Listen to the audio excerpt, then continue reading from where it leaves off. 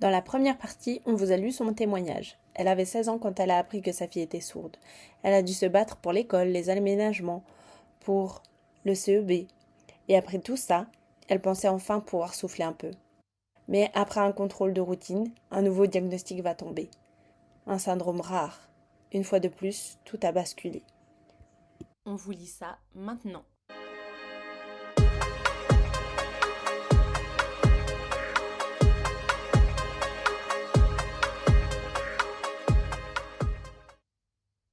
Sa maladie de peau rendait ses journées pénibles. Les activités pratiques à l'école lui rendaient un effort énorme. Elle devait prendre des médicaments pour tenir. Parfois, elle faisait 2 jours de pratique et devait rester une semaine à la maison pour récupérer. À 17 ans et demi, j'ai décidé de la retirer de l'école spécialisée. La directrice m'a proposé de la mettre dans la section qu'elle voulait initialement. Mais après 4 ans de refus, j'ai refusé. J'ai écrit une lettre détaillée à l'inspection de l'enseignement spécialisé, expliquant toutes les différences entre ce que ma fille apprenait à la maison et la différence avec ce que l'école leur apprenait. Avec preuve à l'appui, la réponse que j'ai reçue m'a bouleversée. L'inspecteur m'a expliqué qu'il ne pouvait pas attester de ce qu'un enfant est capable de faire en une heure d'inspection. J'ai compris que même le service public n'était pas cohérent et que beaucoup d'enfants handicapés risquent d'être livrés à eux-mêmes à l'âge adulte. Pour moi, l'école a été une succession de murs, d'obstacles permanents. Toutes ces années, il y a un jour où ma fille est rentrée de l'école. Elle avait passé une journée à travailler dans les fours. Moi, comme d'habitude, je suis venue la chercher avec ma bouteille d'eau. Je lui ai mis de l'eau, je l'ai rentrée dans le bain, je l'ai lavée. Je suis restée près d'elle.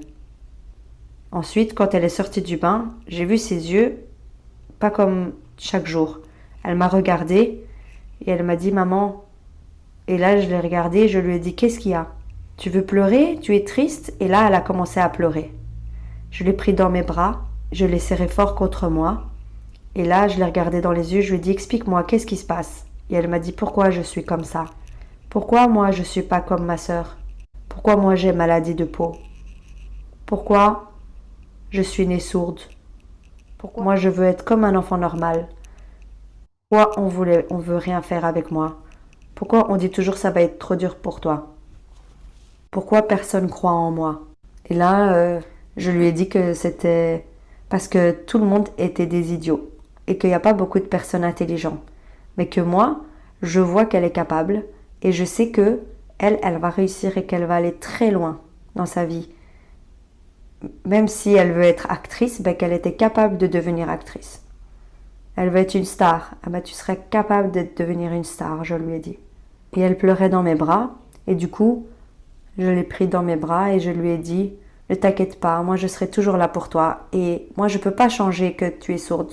Je ne peux pas changer que tu as mal ou que tu as ta peau. Je peux juste t'aider pour que ta peau elle craque pas, que tu n'as pas des blessures. Et je peux juste te mettre les appareils pour que tu entends. » Je lui ai expliqué qu'il y avait des personnes qui n'avaient pas de membres du tout. Et que ces personnes, ils font comment? Ils sont obligés d'avoir quelqu'un avec eux pour même manger. Et que quelque part, elle avait beaucoup de chance. Et c'est comme ça qu'elle a arrêté de pleurer. Entre-temps, ma fille ne se contentait pas d'aller à l'école. Elle suivait aussi des séances de logopédie chaque semaine, ainsi que des rendez-vous chez les médecins et spécialistes.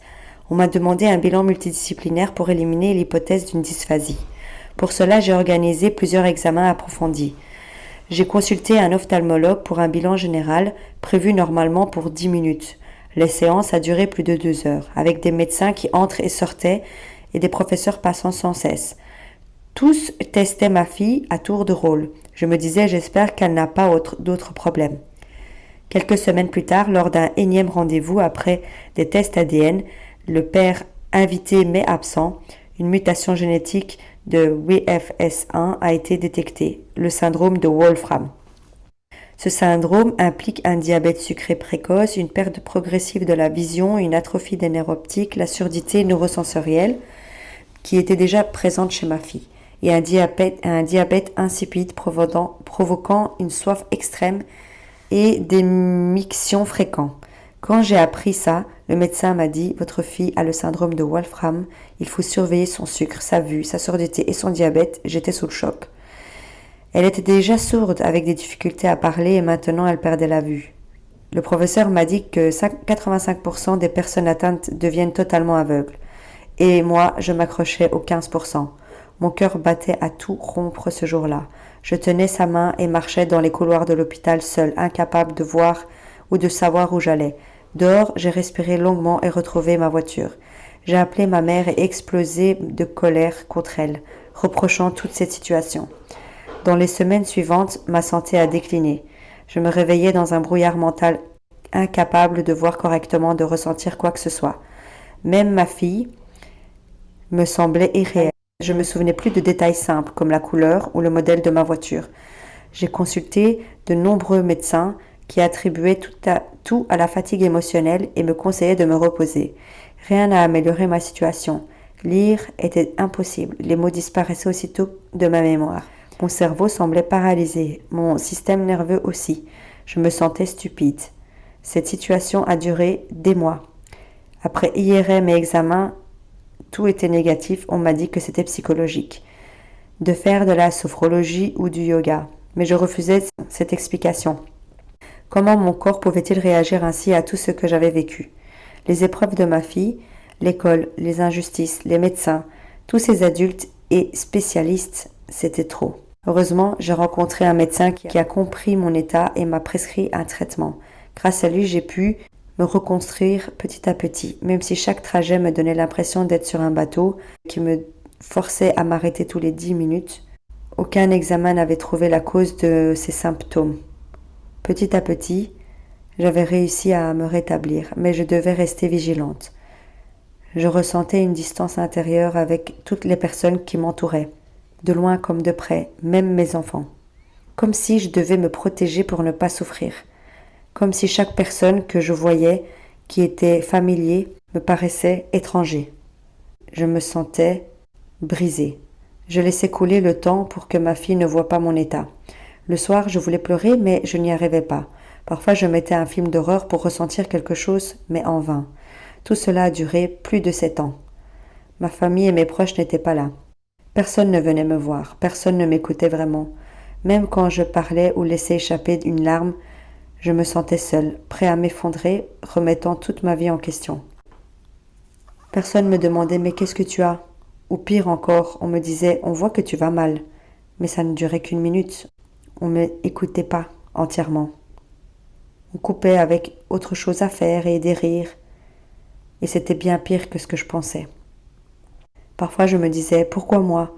Pourquoi mes enfants devaient-ils traverser tant de difficultés? Aussi ma deuxième fille avec ses propres problèmes de santé.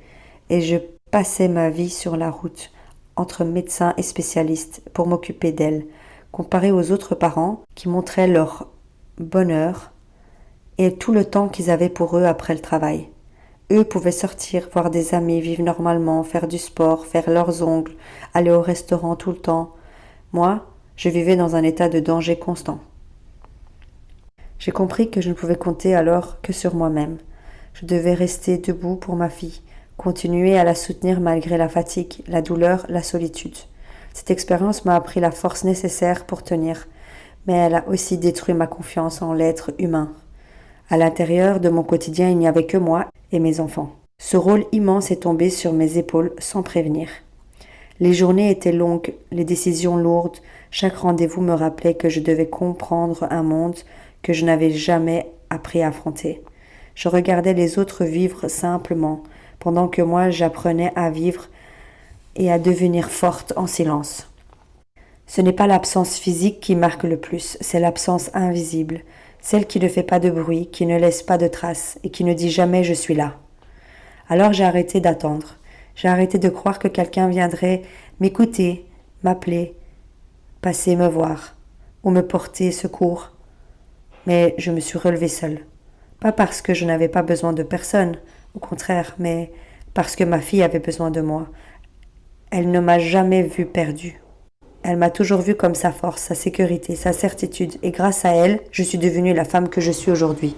Alors écoutez-moi, si vous étiez autour de moi dans ma vie, au moment où j'avais besoin d'un geste, d'une parole, d'un regard, où j'ai tendu la main, j'ai parlé et tenté, et vous, à peine me donnez 5 minutes pour comprendre ce que je vivais, sachez-le, j'ai réussi sans vous, seule avec ma fille, avec sa force incroyable qui m'a appris à tenir et à continuer, même quand tout semblait impossible. Il y a d'autres autour de vous qui souffrent, qui affrontent leur peur, la solitude, l'horreur. Ne vous contentez pas d'ignorer, vous brisez et renforcez leur solitude. Regardez les gens, parlez-leur, écoutez-les jusqu'au bout. Même 10 minutes, même si c'est qu'une fois par mois, même un mot sincère, même un geste vrai. Arrêtez les faux semblants, arrêtez d'exister que pour des photos ou pour la forme ou pour montrer que vous êtes là pour telle ou telle personne, juste pour que les personnes pensent que vous êtes gentil. Soyez là pour du vrai, sinon vous n'avez rien fait, rien donné, parce que la vraie personne qui a vraiment besoin de vous, elle sait que vous êtes absent. On le sent, on le vit et ça laisse des cicatrices. Moi, j'ai survécu, j'ai construit ma force, je continue, mais d'autres comptent sur vous. Alors, ne les laissez pas seuls. Soutenez-les réellement, et j'insiste sur le réellement. Soyez vrais. Ou bien, au pire, ne faites rien. Ne leur dites rien, ne les appelez jamais. Ne faites rien du tout. Et c'est beaucoup mieux. Car si vous faites semblant, vous brisez la personne. Vous la cassez. En plus de tout ce qu'elle traverse, elle doutera d'elle-même. Et ça, c'est la marque que vous aurez laissée à ces personnes. Et voilà, c'est la fin de cette histoire. Devenir maman à 16 ans, apprendre la surdité de sa fille, se battre pour l'école, affronter un nouveau diagnostic. Son parcours nous rappelle à quel point certaines personnes traversent l'ombre, sans jamais se plaindre. Merci d'avoir pris le temps d'écouter son témoignage jusqu'au bout. Et si cette histoire vous a touché, n'hésitez pas à laisser un commentaire. Et si vous souhaitez entendre d'autres témoignages, abonnez-vous pour ne rien manquer. À bientôt!